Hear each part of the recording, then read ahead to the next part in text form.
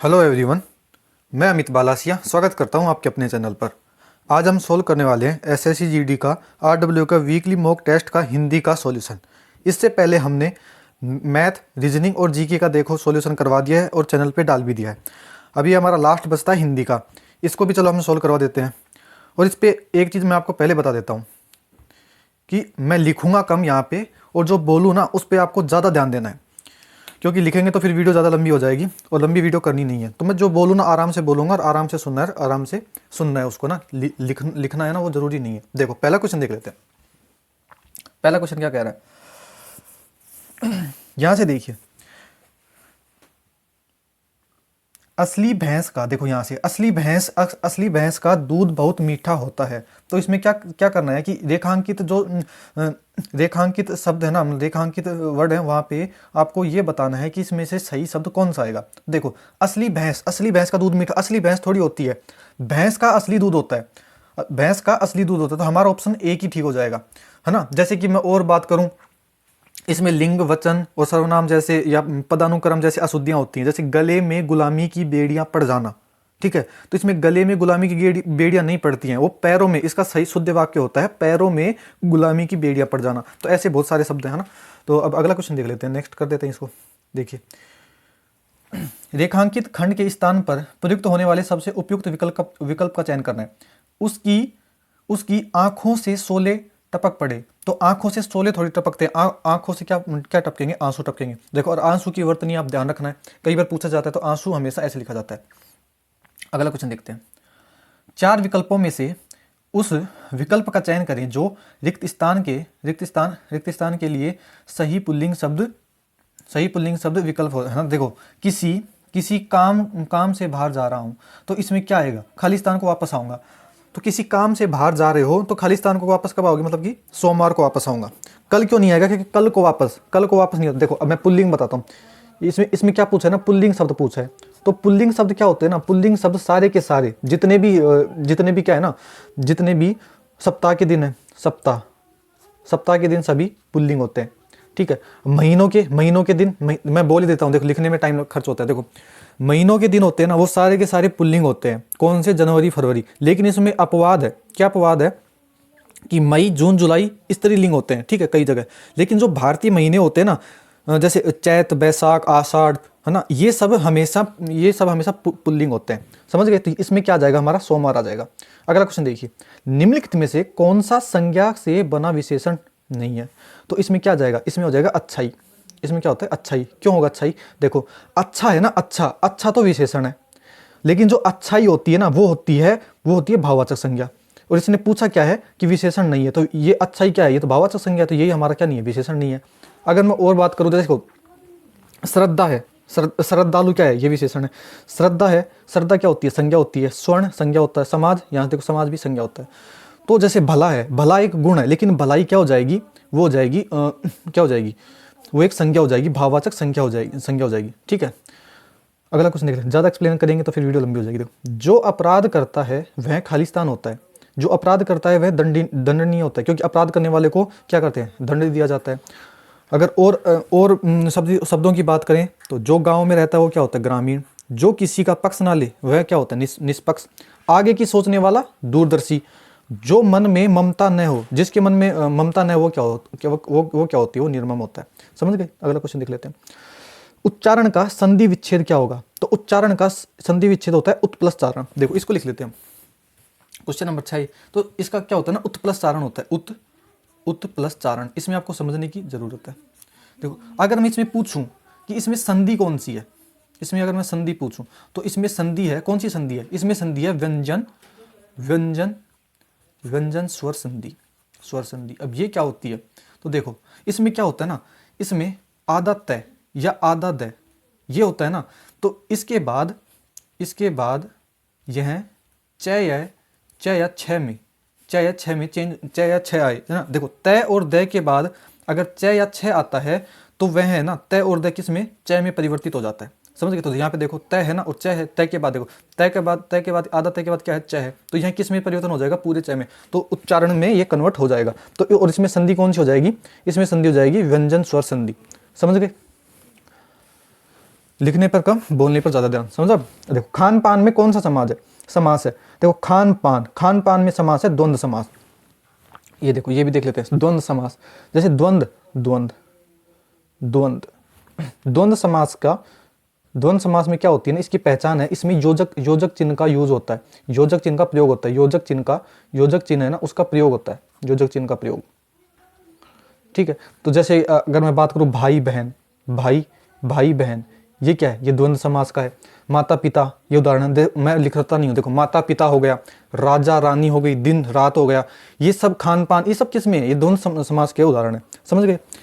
अवयवी भाव में क्या होता है? पहले क्या जाता है? अवयव लगा होता है ना, उपसर्ग लगा होता है। समझ गए?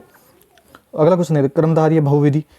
ये आपको रिवीजन करते रहना। अगर आपका कोई क्वेश्चन गलत होता है ना, जैसे समास में होता है पूरे समास को रिवीजन करना है, संधि में गलत होता है तो पूरे संधि को रिवीजन करना है, विलोम में होता है तो पूरे विलोम में, ऐसे आपको रिवीजन करते चलना है। ऐसे नहीं है मॉक देने के बाद अगर कोई क्वेश्चन गलत हो गया, ठीक हो गया तो ठीक, पर उस पूरे टॉपिक को रिवीजन करो आप। देखो संयुक्त वाक्य ज्ञात करना। देखो पहला वाक्य देखिए, वह पढ़ता भी है और नौकरी भी जाता है, तो हमारा संयुक्त वाक्य पहला ही ऑप्शन हो जाएगा। संयुक्त वाक्य की पहचान अगर मैं बताऊं तो क्या होती है, उसमें ना दो या दो से अधिक स्वतंत्र उपवाक्य होते हैं। समझ गए? जो अपना स्वतंत्र अर्थ निकालते हैं। जैसे देखो वह पढ़ता है, तो इसमें एक स्वतंत्र वाक्य है, इसमें हमें पता चल रहा है कि क्या कर रहा है, पढ़ता है। दूसरा देखो वह नौकरी भी करता है, यह भी एक स्वतंत्र उपवाक्य है। समझ गए? और सरल वाक्य क्या होते हैं? जैसे रमेश खाना खा रहा है ना, रमेश खाना खा रहा है, इसमें एक कर्ता होता है और एक मुख्य क्रिया होती है। समझ गए? अब अगला क्वेश्चन देख लेते हैं। हमारा समाज उन्नति के पथ में है, तो इसमें किस प्रकार के, इस वाक्य में किस प्रकार की अशुद्धि है? देखो हमारा समाज उन्नति के पथ में है, तो उन्नति के पथ में थोड़ी होता है, उन्नति के पथ पर होता है।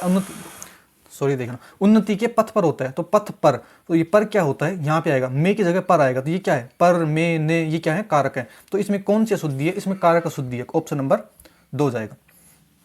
अगला क्वेश्चन देखते हैं, सही वर्तनी वाले शब्द का चयन कीजिए। तो देखो स्थायित्व कैसे लिखा जाता है, ये आपको डेली किताब में है ना, कोई भी बुक हो उसमें डेली ये शब्द देखते रहने। तो स्थायित्व को हमें ऑप्शन नंबर जो आपको दिख रहा है ना, ये 4 इस तरह लिखा जाता है। समझ गए? तो ऑप्शन नंबर 4 हो जाएगा। अगर मैं और बात करूं, मैंने अपनी पुरानी पिछली क्लास में भी बताया था, जैसे फेमस वर्ड है देखो प्रोड को हमेशा ऐसे लिखा जाता है। कुमुदनी का भी बताया था, दवाइयाँ, खुशियाँ, इसमें क्या करते हैं ना, दवाइयाँ, इसमें ईया का जो बहुवचन बरतता है ना उसमें छोटी ई आती है। समझ गए? पुरस्कार का भी बताया था, पुरस्कार ऐसे लिखा जाता है। और जो लिखते हैं ना अनाधिकार नहीं होता, वो है अंधिकार, ये शुद्ध रूप है। समझ गए? उज्ज्वल होता है एक, उज्ज्वल में क्या होता है? 2 छोटे जो होते हैं, उज्ज्वल। समझ गए? इस प्रकार से हमने बहुत पिछले वाले में बताया था ना, ऐसे आपको रिवीजन कर लेना है। अगला क्वेश्चन देख लेते हैं, सुमति का विलोम क्या होगा? कुमति होगा। सुमति का विलोम कुमति होगा। उत्कर्ष का अपकर्ष होता है, उज्ज्वल का धूमिल होता है ना, सुख दुख ये सब नॉर्मल है। अगला क्वेश्चन देख लेते हैं, अपने से बड़ों की बातों का खंडन करना गलत बात होती है। देखिए पहले ऊपर वाली लाइन पढ़ते हैं। देखो यहाँ पे क्या बोला ना, कोष्टक में दिए गए शब्द पर्यायवाची शब्द का सही विकल्प नहीं है। इसमें पूछा है नहीं वाला पूछा है हमसे, नहीं है। तो यहाँ पे खंडन का पर्यायवाची कौन सा शब्द नहीं है? देखो निर्वर्तन खंडन का होता है, नकार भी है, अप्रत्याख्यान, देखो नकार का पता नहीं, नकार का भी, प्रत्याख्यान नहीं, परकोटि, आपको परकोटि का पता होना चाहिए। देखो परकोटि क्या है? परकोटि इसका अर्थ होता है, इसका अर्थ क्या होता है? चरम सीमा या सर्वोच्च स्थिति।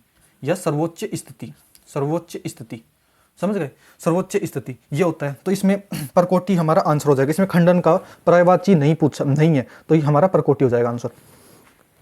भाप के कारण होने वाला अंधेरा क्या होता है? धुंध होता है। जैसे देखो सर्दियों में, अभी सर्दियां चल रही हैं, तो ये जो धुंध होती है ये क्या होती है? ये पानी की छोटी छोटी जलवाष्प की बूंदें तो होती हैं, ये क्या होती है? एक तरह की भाप होती है। तो इसमें क्या हो जाएगा ना, धुंध हमारा सही आंसर हो जाएगा। समझ गए? और जैसे बात करें जो युद्ध में स्थिर रहता है वो क्या होता है? युधिष्ठिर हो गया। कम बोलने वाला क्या होता है? मितभाषी। परंपरा से चली आ रही बात अनुश्रुति होती है। देखो जो अगर ये आपको नहीं पता है ना तो इसको लिख लेना। जैसे परंपरा से चली आ रही बात, उसको क्या कहते हैं? अनुश्रुति कहते हैं। वह कवि जो तत्काल कविता करे उसे क्या कहते हैं? आशु कवि कहते हैं। समझ गए? अगर ये आपकी बुक्स में नहीं है तो लिख लेना, क्योंकि ये बहुत ही पॉपुलर है। ऐसे कुछ भी नहीं है कि कुछ भी बता रहे हैं ना। अगर कुछ लिखते क्या कह रहे हैं, 4 विकल्पों में से उस विकल्प का चयन करना है जो लोकोक्ति का सही अर्थ विकल्प देता है। देखो अपनी करनी पार उतरनी। देखो अपनी करनी पार उतरनी, इसका क्या होगा? देखो गुणहीन मनुष्य व्यक्तियों में एक गुण वाला व्यक्ति राजा माना जाता है। नहीं है। जहाँ रहो वहाँ के रिवाज के अनुसार रहो, ठीक है, जहाँ रहो रिवाज वहाँ के रिवाज के अनुसार रहो। इसका अपनी करनी पार उतरनी, मतलब कि मनुष्य को अपने कर्मों का अनुसार फल मिलता है। ऑप्शन नंबर 3 सही हो जाएगा इसका। लकड़ियों का समूह होता है गट्ठड़, तो ऑप्शन नंबर डी हो जाएगा। समझ गए। अगर मैं इसकी बात करूं, देखो क्वेश्चन नंबर कहाँ था ये, 14 था। इसमें ये था ना लोकोक्ति थी। अगर और लोकोक्ति की बात कर लें हम, तो देखो आगे कुआ पीछे काई, हर तरह संकट होता, हर तरफ संकट होगा। आगे की अंधा नाम नयन सुख, मतलब आंख का अंधा है ना वो नाम नयन सुख, उसका हो जाएगा गुण में विपरीत। अंधेरी नगरी चौपट राजा, जैसा राजा वैसी प्रजा। समझ गए। ऐसे बहुत सारे हैं। और ये हमने बता दिया है। लकड़ियों का गट्ठर क्या होता है, लकड़ियों का समूह गट्ठड़ होता है। समझ गए। रेवड़ क्या होता है, रेवड़ होता है जैसे कि पशु होते हैं ना, पशुओं का झुंड, जैसे बकरियों का झुंड है ना, वो उसको क्या बोलते हैं, रेवड़ बोलते हैं। अब देखिए ये है 16वां क्वेश्चन। ये पैराग्राफ का है, इसमें आपको प्रैक्टिस करती रहना है। समझ गए। इसमें कुछ समझाने का है नहीं। देखो पहला क्वेश्चन देखो, मानव सृष्टि 5 खालिस्तान से मिलकर बनी है। मानव सृष्टि 5 ऑप्शन देखते हैं, प्रकार, कारण, प्रकृति, तत्व। तो इसमें तो तत्व आ गया, क्योंकि जो मानव सृष्टि है ना, जो पृथ्वी है, वो हमारी 5 तत्वों से मिलकर बनी है, तो इसमें तत्व आंसर सही होगा। अगला क्वेश्चन देखते हैं। तत्वों से मिलकर, यहाँ पे देखो, तत्वों से मिलकर बनी है। कहाँ तक कर लिया हमने, यहाँ तक कर लिया। अब देखो, उसमें जल का खालिस्तान किसी से कम नहीं है। तो देखो जल का किससे क्या कम नहीं है, जल का महत्व किसी से कम नहीं है। समझ गए। अगला क्वेश्चन देखते हैं। अब तीसरा भरना है। देखो यहाँ से देखते हैं, 1 मिनट रुकिए, देखिए यहाँ से देखते हैं। किसी से कम नहीं, सूर्य का ताप इस जल को खालिस्तान के रूप में परिवर्तित करता है। मतलब कि सूर्य का ताप पानी को क्या कर देता है, वाष्प में कन्वर्ट कर, बर्फ वर्षा इसमें तो नहीं होगा, तो वो क्या करेगा ना, भाप में परिवर्तित कर देता है। अब कौन सा बनना है, चौथा वाला बनना है ना। तो देखो यहाँ से देखिए, पर्वतीय क्षेत्रों में बर्फ पिघलकर नदियों के रूप में समुद्र की खालिस्तान करती है। समुद्र की क्या करेगी, क्षेत्र स्थान यात्रा करेगी। समझ गए। अगला क्वेश्चन देख लेते हैं, लास्ट वाला, अंतिम और सवाल। देखिए क्या कह रहा है आगे से, इस प्रकार समुद्र का जल फिर समुद्र में जाकर क्या हो जाता है, मिल जाता है। तो मिल कौन से ऑप्शन में, ऑप्शन नंबर डी में। तो उम्मीद आपको सब समझ में आएगा। हमने 20 क्वेश्चन किए हैं, 20 के 20 क्वेश्चन हमारे हो चुके हैं। देखो, और 12 मिनट की वीडियो बनी है, छोटी सी वीडियो बनी है ना, ज़्यादा एक्सप्लेनेशन करने से वीडियो लंबी हो जाती है ना। तो ऐसे अगर आप डेली देखोगे, 12 मिनट की वीडियो को अगर 2x पे या 1.5x पे देखोगे, तो ये 6 से 7 मिनट में खत्म हो जाएगी। 6 से 7 मिनट में आपके 20 क्वेश्चन हो जाएंगे। बहुत अच्छी प्रैक्टिस हो जाएगी आपकी। देखो हमने 20 क्वेश्चन किए थे, 20 के 20 हमारे सही है हिंदी में, है ना। और इससे पहले आपको वो देख लेना है, मैथ ज़रूर देख लेनी है। मैथ तो बहुत सारे बच्चों में प्रॉब्लम होती है ना, तो मैथ देख लेनी है, और रीजनिंग वगैरह जो भी जीके के क्वेश्चन देखने हैं वो देख लेना। तो उम्मीद आपको क्लास अच्छी लगी होगी। फिर मिलते हैं अगली वीडियो में, तब तक के लिए धन्यवाद।